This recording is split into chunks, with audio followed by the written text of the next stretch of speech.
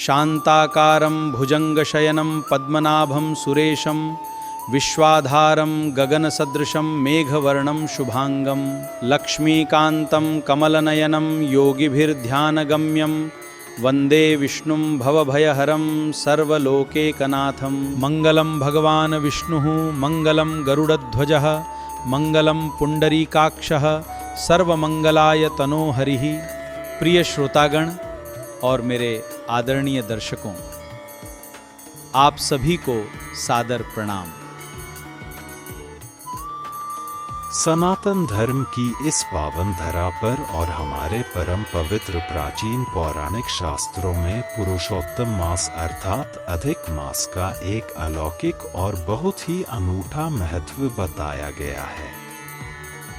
सुनिए भक्तों, हमारे हिंदू पंचांग के अनुसार हर 3 वर्ष में केवल एक बार आने वाले इस परम पवित्र महीने के शुक्ल पक्ष की एकादशी को हम सभी पद्मिनी एकादशी के नाम से जानते हैं। और हाँ भक्तों, क्योंकि यह पावन तिथि भगवान श्री हरि विष्णु को बहुत ही ज्यादा प्रिय है, इसीलिए इसे लोक में कमला एकादशी अथवा पुरुषोत्तम एकादशी भी कहा जाता है।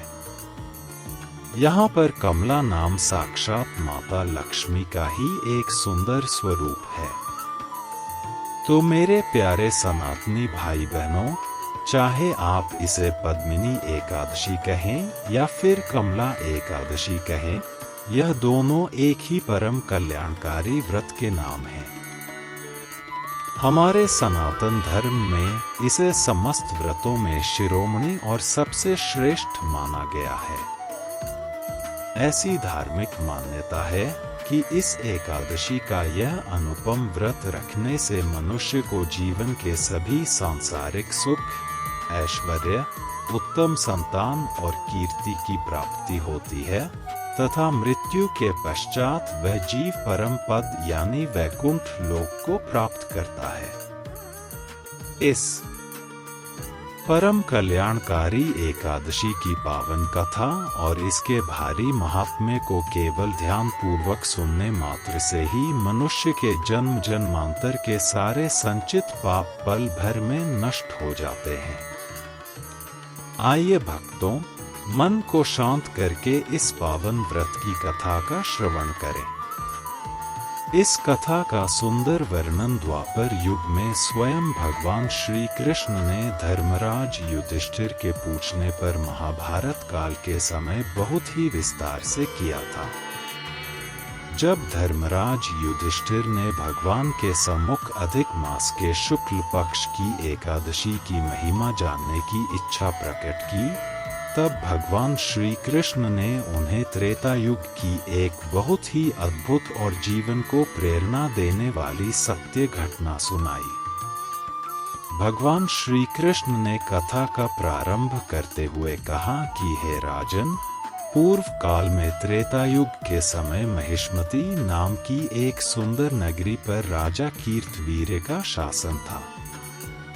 राजा कीर्तवीर्य बहुत ही बड़े धर्मात्मा, न्यायप्रिय और पराक्रमी राजा थे, जो अपनी प्रजा का पालन अपने सगे पुत्रों की तरह करते थे। उनके राज्य में चारों ओर केवल सुख, शांति और भारी समृद्धि व्याप्त थी।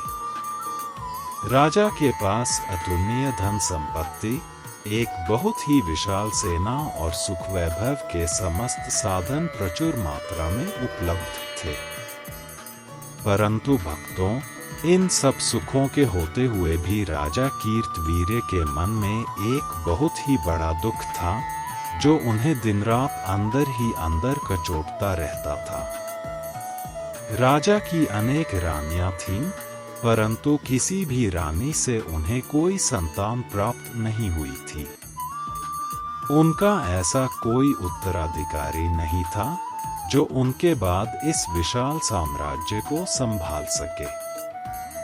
संतानहीनता के इस गहरे दुख के कारण राजा को अपना राजपाट, महल, राजसी ठाट बाट और सारा वैभव पूरी तरह से व्यर्थ, निरर्थक और अंधकार से भरा हुआ प्रतीत होने लगा था। वे रात दिन बस इसी एक चिंता में डूबे रहते थे। अंततः भक्तों, संतान प्राप्ति की तीव्र अभिलाषा के कारण राजा कीर्तवीर्य ने एक बहुत ही बड़ा निर्णय लिया। उन्होंने अपने संपूर्ण राज्य का कार्यभार अपने योग्य मंत्रियों को सौंप दिया और स्वयं घोर तपस्या करने का दृढ़ निश्चय किया। राजा अपनी प्रिय, रूपवती और परम पतिव्रता रानी पद्मिनी को साथ लेकर राजसी वस्त्रों का पूरी तरह परित्याग कर वनवासियों के साधारण वस्त्र धारण करके गंधमादन पर्वत पर कठिन तपस्या के लिए चले गए। गंधमादन पर्वत पर पहुंचकर राजा कीर्तवीर्य ने कठोर तपस्या प्रारंभ की। उन्होंने हजारों वर्षों तक अन्न और जल का पूरी तरह त्याग करके कड़ाके की ठंड और कड़कती धूप को अपने शरीर पर सहते हुए घोर साधना की। इस कठिन तप के कारण उनका शरीर बहुत ही ज्यादा दुर्बल और बूढ़ा हो गया। शरीर की हड्डियां बाहर दिखाई देने लगीं, परंतु फिर भी उनकी मनोकामना पूर्ण नहीं हुई और भगवान के दिव्य दर्शन या संतान का वरदान उन्हें प्राप्त नहीं हो सका। अपने प्रिय पति को इस प्रकार निष्फल तपस्या करते हुए और मृत्यु के निकट पहुंचते देख रानी पद्मिनी का हृदय बहुत ही ज्यादा द्रवित हो उठा। वे गहरे शोक में डूब गई कि अब आगे क्या उपाय किया जाए। उसी समय रानी पद्मिनी ने पर्वत पर ही रहने वाली परम तपस्विनी और सती अनुसुया जी के आश्रम में जाने का विचार किया। रानी ने सती अनुसुया जी के चरणों में सादर प्रणाम किया और बहुत ही करुण स्वर में अपनी संतानहीनता और अपने पति की इस निष्फल तपस्या का सारा वृत्तांत कह सुनाया।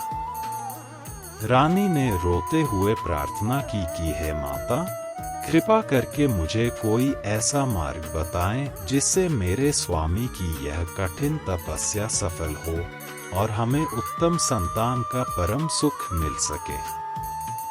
परम दयालु सती अनुसुया जी ने अपनी दिव्य दृष्टि से विचार किया और रानी पद्मिनी के इस भारी संकट को जानकर बहुत ही मधुर वाणी में कहा कि हे सुमुखी, तुम तनिक भी चिंता मत करो, तुम्हारी मनोकामना अवश्य ही पूर्ण होगी। इसके लिए तुम्हें 3 वर्ष में एक बार आने वाले पुरुषोत्तम मास यानी अधिक मास के शुक्ल पक्ष की एकादशी का पूर्ण विधि विधान से पवित्र व्रत करना चाहिए। सती अनुसुया जी ने आगे स्पष्ट करते हुए कहा कि यह अधिक मास स्वयं भगवान पुरुषोत्तम का ही साक्षात रूप है, इसलिए इस महीने में किए गए व्रत का फल अनंत गुना होता है। उन्होंने यह भी कहा कि हे देवी, तुम्हारे इस उत्तम प्रयास के कारण ही संसार में इस एकादशी का नाम तुम्हारे नाम पर यानी पद्मिनी एकादशी के रूप में सदा के लिए विख्यात होगा। सती अनुसुया जी के इन वचनों में अटूट श्रद्धा और पूर्ण विश्वास रखकर रानी पद्मिनी ने अधिक मास के आते ही पद्मिनी एकादशी का वह बहुत ही कठिन व्रत प्रारंभ किया। उन्होंने श्रद्धावश होकर दशमी तिथि से ही व्रत के कड़े नियमों का पालन शुरू कर दिया था। एकादशी के पावन दिन उन्होंने पूर्ण रूप से निराहार और निर्जला रहकर भगवान नारायण की भावपूर्ण आराधना की। पूरे दिन और रात को सोते हुए समय गंवाने के बजाय उन्होंने मंदिर में घी का दीपक जलाकर रात्रि जागरण किया और अखंड हरि कीर्तन तथा भगवान विष्णु के पवित्र नामों का जाप किया। सुनिए भक्तों, रानी पद्मिनी के इस परम पावन, नियमनिष्ठ और बहुत ही निश्चल भक्ति भाव से किए गए व्रत के प्रभाव से साक्षात भगवान श्री हरि विष्णु का सिंहासन डोल उठा। भगवान विष्णु बहुत ही प्रसन्न और आनंदित होकर उनके सम्मुख अपने दिव्य रूप में प्रकट हो गए। भगवान के उस अलौकिक तेज से संपूर्ण गंधमादन पर्वत जगमगा उठा। भगवान ने रानी पद्मिनी और राजा कीर्तवीर्य को दिव्य दर्शन दिए और बहुत ही मधुर वाणी में कहा कि हे देवी, मैं तुम्हारी इस कठिन भक्ति और इस एकादशी व्रत से बहुत ही ज्यादा प्रसन्न हूँ। तुम अपनी इच्छानुसार मुझसे कोई भी वरदान मांग सकती हो।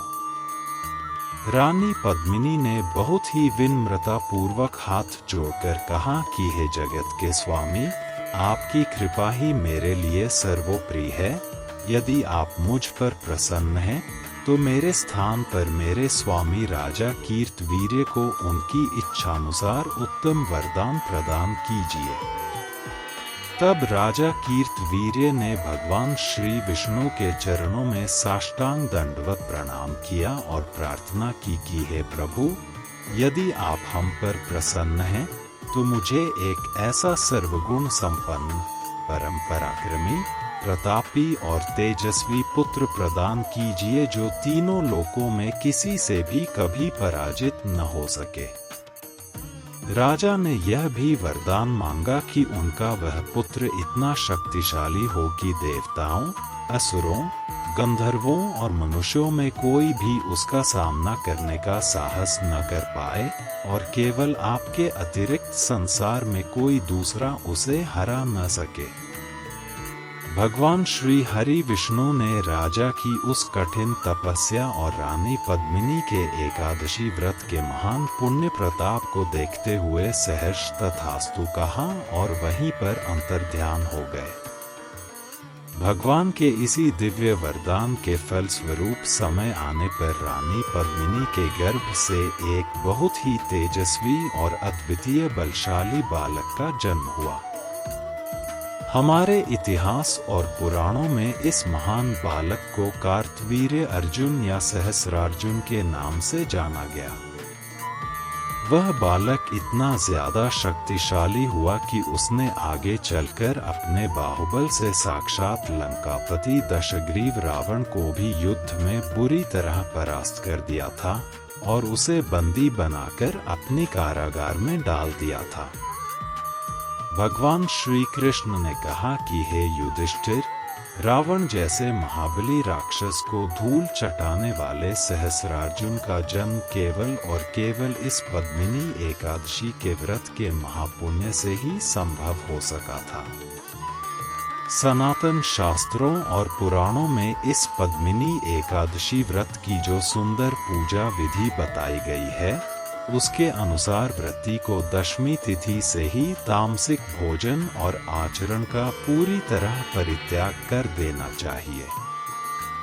दशमी के दिन कांसे के बर्तनों में भोजन नहीं करना चाहिए तथा मसूर की दाल, चना, कोदों और शाक सब्जियों से दूर रहकर शुद्ध सात्विक भोजन ही ग्रहण करना चाहिए। एकादशी तिथि को प्रातः काल सूर्योदय से पहले ब्रह्मा मुहूर्त में उठकर किसी पवित्र नदी, सरोवर या फिर घर पर ही गंगाजल मिले शुद्ध जल से स्नान करना चाहिए। स्नान के पश्चात स्वच्छ पीले वस्त्र धारण करने चाहिए। इसके बाद भगवान सूर्य नारायण को जल का अर्घ्य देकर अपने पूजा घर में भगवान श्री हरि विष्णु और माता लक्ष्मी की मूर्ति या चित्र के सम्मुख शुद्ध घी का एक दीपक प्रज्वलित करना चाहिए। हाथ में जल और पीले पुष्प लेकर भगवान पुरुषोत्तम के चरणों में पद्मिनी एकादशी व्रत का संकल्प बहुत ही निष्ठापूर्वक लेना चाहिए। भगवान की पूजा में चंदन, सुगंधि, पीले फूल, ऋतु फल, धूप, दीप और विशेष रूप से भगवान विष्णु को अत्यंत प्रिय तुलसी मंजरी, सफेद तिल और तुलसी दल अवश्य ही अर्पित करने चाहिए। भगवान विष्णु को पंचामृत से स्नान कराने के पश्चात उन्हें पीले वस्त्र और आभूषण पहनाने चाहिए तथा पद्मिनी एकादशी की इस पावन कथा का शांत चित्त से श्रवण या वाचन करना चाहिए। एकादशी के पूरे दिन निराहार रहना चाहिए। यदि शरीर में इतना सामर्थ्य न हो तो केवल जल या फलाहार ग्रहण करके ही व्रत रखना चाहिए। परंतु भक्तों, अन्न और चावल का स्पर्श पूरी तरह से वर्जित माना गया है, क्योंकि इस दिन अन्न में पापों का वास होता है। एकादशी की रात्रि को भूलकर भी शयन नहीं करना चाहिए। रात्रि के समय भगवान के भजनों का गायन, विष्णु सहस्रनाम का पाठ और ओम नमो भगवते वासुदेवाय मंत्र का मानसिक जप करना बहुत ही ज्यादा फलदायी होता है। द्वादशी तिथि को प्रातः काल पुनः स्नान करके भगवान विष्णु की कपूर से सुंदर आरती करनी चाहिए और योग्य व विद्वान ब्राह्मणों को आदर पूर्वक घर बुलाकर भोजन कराना चाहिए तथा उन्हें वस्त्र, अनाज और दक्षिणा का दान करना चाहिए। ब्राह्मण भोजन और दान के पश्चात ही स्वयं पारण के शुभ मुहूर्त में तुलसी दल और जल ग्रहण करके अपने व्रत को खोलना चाहिए। पद्मिनी एकादशी का व्रत रखने वाले साधक को अपने मन में किसी भी जीव के प्रति ईर्ष्या, द्वेष, क्रोध, काम या लोभ जैसी कलुषित भावनाओं को स्थान नहीं देना चाहिए। इस पावन दिन पर असत्य भाषण, परनिंदा, चुगली तथा किसी भी प्रकार के वाद विवाद से पूरी तरह दूर रहकर केवल भगवत चिंतन में ही लीन रहना अनिवार्य है। अधिक मास की इस एकादशी का व्रत करने से जो फल प्राप्त होता है वह मनुष्य को बड़े बड़े यज्ञों, तपस्या, तीर्थ यात्राओं और करोड़ों गौदान से मिलने वाले फलों से भी कई गुना अधिक और स्थायी होता है। जो मनुष्य किसी कारणवश इस व्रत को पूर्ण रूप से रखने में असमर्थ हो, वह यदि केवल इस कथा को पूरी श्रद्धा और भक्ति भाव से सुनता है या दूसरों को सुनाता है, तो उसे भी यज्ञ के समान ही उत्तम पुण्य की प्राप्ति होती है। भगवान पुरुषोत्तम की असीम कृपा से पद्मिनी एकादशी का व्रत करने वाले भक्तों के जीवन से समस्त दरिद्रता, असाध्य रोग, शोक, क्लेश और संतानहीनता के कष्ट समूल नष्ट हो जाते हैं। यह व्रत न केवल मनुष्य के भौतिक सुखों में वृद्धि करता है, अपितु उसकी चेतना को उन्नत करके उसे सात्विक और धार्मिक मार्ग पर अग्रसर होने की सच्ची प्रेरणा प्रदान करता है। हमारी सनातन संस्कृति में इस व्रत को कल्पवृक्ष के समान माना गया है, जो भक्त की प्रत्येक न्याय संगत और सात्विक मनोकामना को अवश्य ही पूर्ण करने की सामर्थ्य रखता है। इस प्रकार भक्तों, पद्मिनी और कमला एकादशी की यह अनुपम पावन कथा यहाँ संपूर्ण होती है, जो मनुष्य के लौकिक जीवन को सुखमय, पारलौकिक जीवन को वैकुंठगामी बनाती है। बोलिए लक्ष्मी नारायण भगवान की जय, सनातन धर्म की जय। प्राणियों में सद्भावना हो, विश्व का कल्याण हो।